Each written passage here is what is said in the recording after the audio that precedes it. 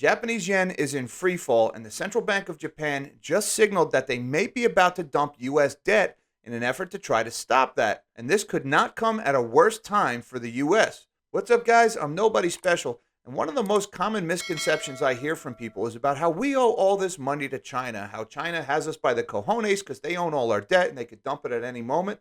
But actually, that is not the case. Shrinking my big melon of a head, you can see here that major holders of U.S. public debt, it's actually Japan that holds the most U.S. government bonds at $1.24 trillion. China has actually been a net seller of U.S. government debt for a while now at $967.8 billion and shrinking. They continue to sell it to this day. So it's not China that we actually owe all this money to. We actually owe a lot of it to Japan. And that's why this story is a little concerning, folks. This is in Nikkei Asia, dated just yesterday. The Bank of Japan conducts a check on foreign exchange rates. Following the yen's fall, the move is believed to be a step toward intervention in markets. The Bank of Japan conducted a foreign exchange check on Wednesday, asking market participants about rates, Nikkei has learned. This is believed to be a move to prepare for a foreign exchange intervention by inquiring about trends in the foreign exchange market. A number of sources revealed to Nikkei that the BOJ had conducted the check.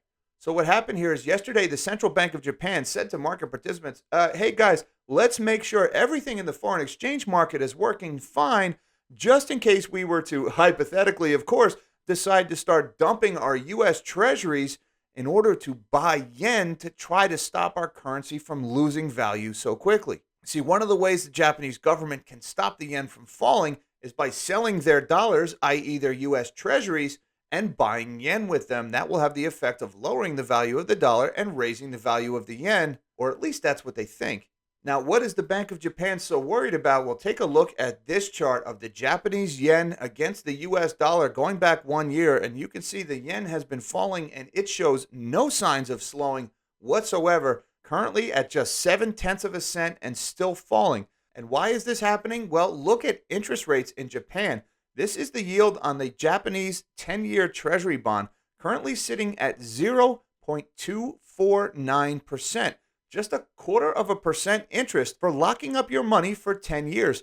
That's what the Japanese central bank is offering on their government debt. Now, they're doing this because they're trying to create what they call a virtuous cycle of inflation. A what? A virtuous cycle of inflation. In the eyes of the central bankers in Japan, they think if they can create enough inflation, it will cause wages to rise, and then people will spend more money, and then GDP will rise. Rinse, repeat, everybody lives better. At least in the eyes of Keynesian economists in Japan, this seems like a good idea, but shocker, folks, it's not working. They are getting the devaluation of their currency, but people are not making more money and people are not spending more money. Life is just getting harder for people. Now, this is also causing the side effect of driving up the value of the dollar. And why? Well, here in the United States, you can get 3.44% interest for the same 10-year debt, nearly 14 times the yield on the Japanese government debt. So this is causing people in Japan to dump their yen and come over in dollars where they can actually get some interest on their money. And it's that trend that the Japanese central bank is trying to reverse by dumping their U.S. Treasury holdings. The problem is that's not going to work. And here we go, dated today in Reuters, the yen intervention will not stop sharp declines, official warns. Japan's efforts to stop the yen's sharp falls through unilateral market intervention, i.e. dumping U.S. government debt to buy yen, would only have a limited impact, a senior member of the country's ruling party warned, as data showed the currency's recent tumble blowing the trade gap out to a record. The Japanese yen held above 24-year lows against the U.S. dollar on Thursday, a day after authorities issued their clearest signal yet that they were not comfortable with the recent sharp declines in the currency and were preparing for intervention. Satsuki Katayama, the ruling Liberal Democratic Party's head of a research commission of financial affairs, said Tokyo lacked effective means to combat the yen's falls and that unilateral interventions would be limited. Remember, Japan only has $1.24 trillion of treasuries, so there's only so much American debt that they can dump in order to buy those yen, so they can only do this for a certain amount of time. And much like we're seeing in oil markets here in the States, as the Biden administration dumps the Strategic Petroleum Reserve to try to suppress gasoline prices, you can only do that for so long and for so much effect. If you don't resolve the underlying weaknesses in your market, it's only going to be a sugar high. And the same thing applies here. If Japan just dumps their U.S. Treasury holdings and they don't resolve the issue of these ultra low interest rates, then they're not going to stop the collapse of their currency. Now, this is a very big deal for U.S. financial institutions in particular, but also for the whole global financial system. And I have to remind you about this article that came out about a week ago. Liquidity in the U.S. Treasury market represents the biggest systemic risk to stocks since the 2007 housing bubble, according to Bank of America. See, right now, liquidity in the U.S. Treasury market is very tight. You've got the Federal Reserve is rolling off their balance sheet at $47.5 billion a month. Oh, and it's September 15th. That's about to double today. You've got the Federal Reserve raising interest rates at the fastest rate they've ever done. And after Tuesday's disappointing CPI inflation number, it's obvious that the Fed is going to be even more aggressive in fighting inflation, which is going to even further tighten liquidity in the Treasury markets.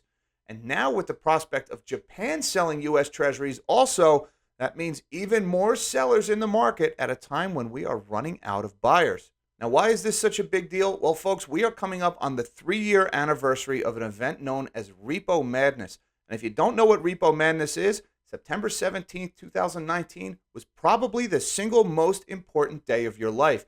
That is the last time the U.S. Treasury market almost ran out of liquidity. It happened in the middle of the night. There was such a demand for U.S. dollars, and there just wasn't enough dollars to go around. The market became way too illiquid, and interest rates spiked dramatically overnight, and the Federal Reserve was forced to very quietly but very abruptly start printing money every day and injecting it into the financial system.